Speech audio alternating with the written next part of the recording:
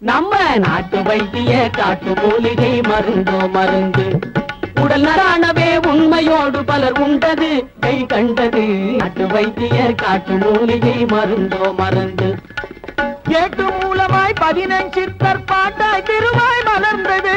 ஏட்டு மூலமாய் 15 சித்தர் பாட்டாய் திருவாய் மலர்ந்தது. சிரேஷ்டமானையும் மருந்துகள் ஒவ்வொரு வீட்டிலும் இருப்பது நல்லது.